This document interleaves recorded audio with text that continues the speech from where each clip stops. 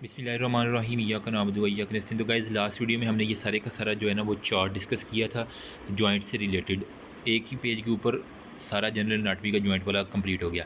जो एक मेजर बात बताने वाली है ना, जो इंपॉर्टेंट, अगर आपसे वाइवा के अंदर जनरल एनाटमी से पूछे तो ये सवाल तो 90% तो पूछते हैं ना, 99% ना, हिल्टन्स लॉ क्या होता है। इंतहाई इंपॉर्टेंट है, पता नहीं क्यों कन्फ्यूज़ हो जाता है बंदा।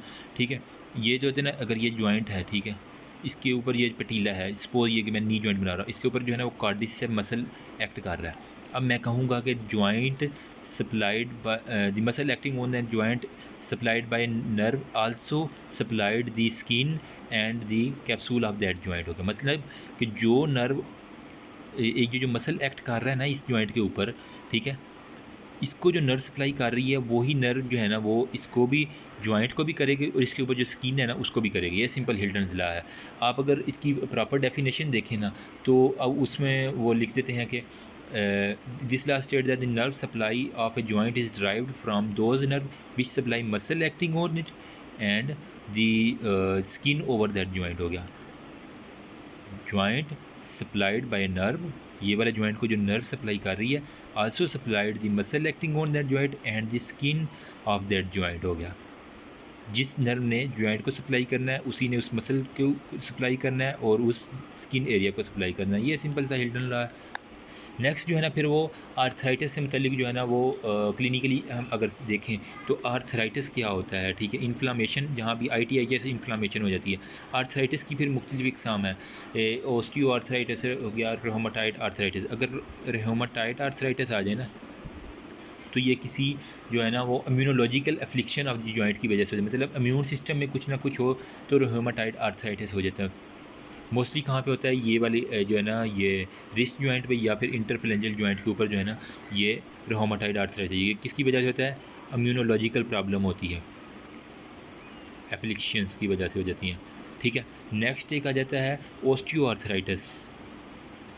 इसके अंदर जो है ना वो इम्यून सिस्टम कुछ नहीं होता, लेकिन जो बंदा बूढ़ा हो जाता है ना तो बंदे की जो है ना ये कार्टिलेज होती है जॉइंट्स के ऊपर, ठीक है, ये डीजनरेट ऐसा होना शुरू कर देती है।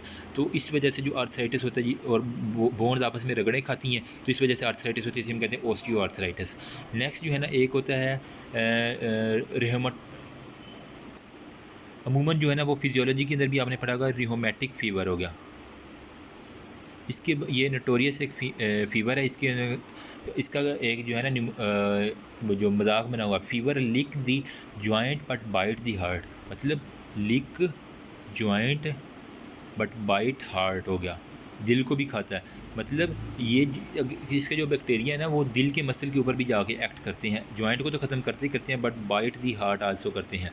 इसके अंदर क्या होता है बेसिकली, जो होता है ना बैक्टीरियल इन्फेक्शन, ये चिल्ड्रंस के अंदर होता है। ये जॉइंट्स की पेन होती है लेकिन इसके अंदर जो है ना वो दिल भी अफेक्ट हो जाता है। Lick the joint but bite the heart, ये आपने बात याद रखनी है रोमाटिक फीवर में। ये रोमाटाइड आर्थराइटिस भी बैक्टीरिया की वजह से, ये रोमाटिक फीवर भी बैक्टीरिया की वजह से होगा। नेक्स्ट जो होता है ना वो एक टर्मिनोलॉजी आपको नज़र आएगी फ्रोज़न शोल्डर के बारे में। हमें पता है कि साइनोवियल जो है ना मेम्ब्रेन होती हैं, अगर वो आपस में जो है ना वो फ्यूज़ हो जाए, साइनोवियल फ्लूइड कम हो जाए तो फ्यूज़ हो जाए, तो इसकी वजह से जो है ना जॉइंट जो है ना वो उसकी मोबिलिटी कम हो जाती है। बंदा जब मूव करता है ओल्ड एज में मोस्टली होता है तो उसे पेन फील होती है, इसे हम कहते हैं फ्रोजन शोल्डर होता है। मतलब shoulder movement are extremely restricted and painful हो गया काज। इसकी जो बेसिक ट्रीटमेंट है ना वो फिजियोथेरापी है। मतलब आप इसके ऊपर जो है ना फिजियोथेरापिस्ट से जाके ना वो मालिश वगैरह करवाएं तो बस यही ठीक हो जाती है। एक जो फिर काइनेसोलॉजी होता है ना, टर्मिनोलॉजी की मैं बात कर रहा हूँ, काइनेसोलॉजी, ये बेसिकली क्या होता है कि आर्टिकुलर सरफेस ऑफ कार्टिलेज की थिकनेस, मतलब किसी भी आर्टिकुलर सरफेस की ना कि आया कि वो कन्वेक्स है कनकेव है, ठीक है, और इसके अलावा उसकी जो है थिकनेस कितनी है उसको डिटरमाइन करना जो होता है ना वो स्टडी को कहते हैं काइनेसोलॉजी।